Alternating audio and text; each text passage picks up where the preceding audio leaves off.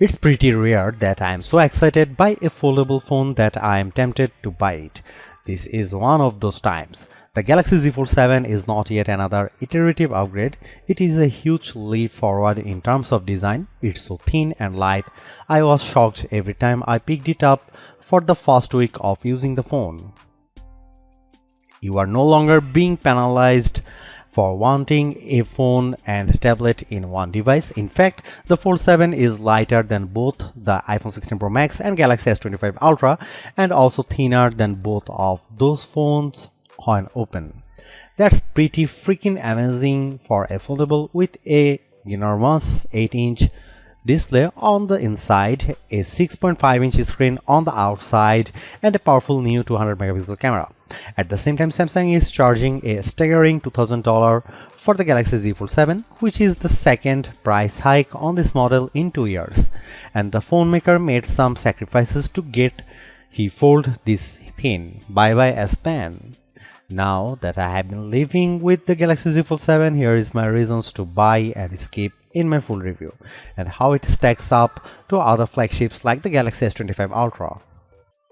Who is this for? Power users looking for a tablet and phone in one device without the usual foldable phone penalty of heft and bulk. What does it cost? The Galaxy Z Fold 7 starts at $1,999 US. That's a $100 price hike over the Galaxy Z Fold 6 in the US. What do I like? The amazingly thin and light design, the larger displays, more advanced 200 megapixel camera, and the seamless integration of Gemini Live AI. What do I not like? Other than the sticker shock of that price, the unsightly punch hole camera on the main display, and the just okay battery life, some may miss the S Pen. The Samsung Galaxy Z Fold 7 starts at $1,999 US for 256 GB of storage and 12 GB of RAM. No, that's not a typo. That's $100 more than the Galaxy Z Fold 6 and the most expensive phone you can buy in the US. The Fold 7 is more affordable in the UK and Australia, with prices starting at £1,799 and $2,899 Australian dollar. Opting for the 512 GB model will run you $2,199 US. Want to try 1 terabyte? You are looking at $2,419 US, but at least that includes a bump in RAM to 16 GB. Let's get something out of the way. The Galaxy Z Fold 7 may not be the thinnest and lightest puka style foldable in the world, but it is such a huge improvement over the Galaxy Z Fold 6 that it feels like a totally new device.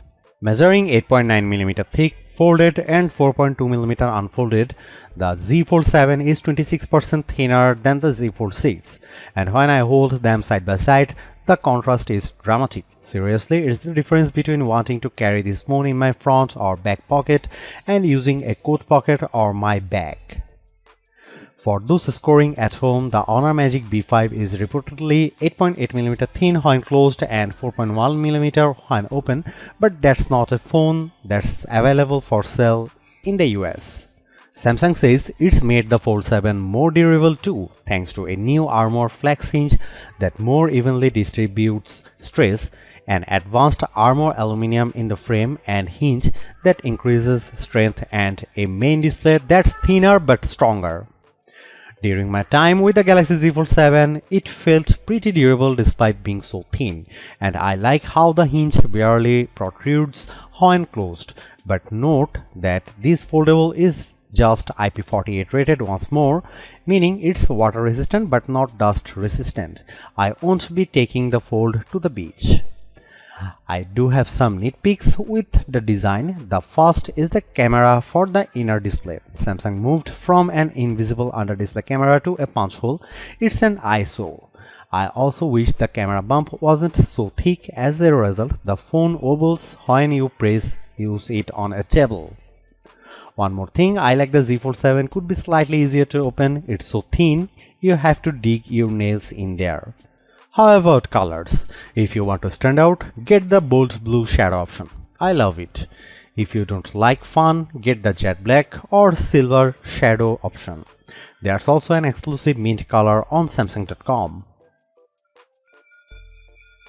The Galaxy Z Fold 7 gets 3 major display upgrades versus the Galaxy Z Fold 6. Both the cover and main displays are now larger, and the crease on the unfolded main display is definitely less noticeable. Starting with the inside, the Galaxy Z Fold 7's main display has grown from 7.6 inches to 8 inches, which is pretty big jump. I appreciated the extra real estate when watching the Superman trailer on YouTube, but especially when working on spreadsheets in Google Sheets. You can see a lot more info without scrolling. And it's nice being able to see several open tabs at once when surfing the web in Chrome. The other plus is that Samsung has worked hard to minimize the main display's crease. It is still there, but it is much less noticeable. I put the Z Fold 7 and Z Fold 6 side by side, and the line running down the middle of the screen is a lot more subtle from various angles.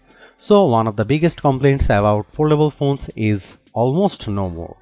I will say though that the Galaxy Z Fold 6's panel looked a bit richer side by side next to the Z Fold 7 with slightly wider viewing angles. Meanwhile, the Z Fold 7's cover display is now 6.5 inch, up from 6.3 inches on the Fold 6. It's wider too, so I found typing more comfortable. It's certainly not as wide as the S25 Ultra's 6.9-inch panel, but I had no problem checking emails, responding to Slack messages, and changing tracks on Spotify and so on. In our labs, the Z Fold 7's main display delivered a peak brightness of 2310 nits when displaying HDR content compared to 2370 nits for the Galaxy Z Fold 6. So they are comparable. The Galaxy S25 Ultra by comparison reached 1860 nits in the same test. The Z Fold 7's main display also registered 96% of the DCI-P3 color space in natural mode and 105.2% in vivid mode. That's better than the Z Fold 6, and the S25 Ultra was slightly better in vivid mode and slightly worse in natural mode.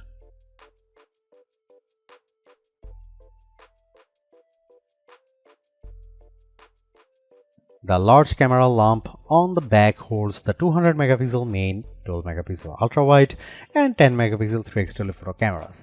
The Fold 7 also has two 10 megapixel selfie cameras, one in each screen. The main 200 megapixel camera is the best of the bunch, matching that from the S25H. It is a top drawer camera capable of capturing great images across a range of lighting conditions, and it is a significant upgrade on previous generation phones.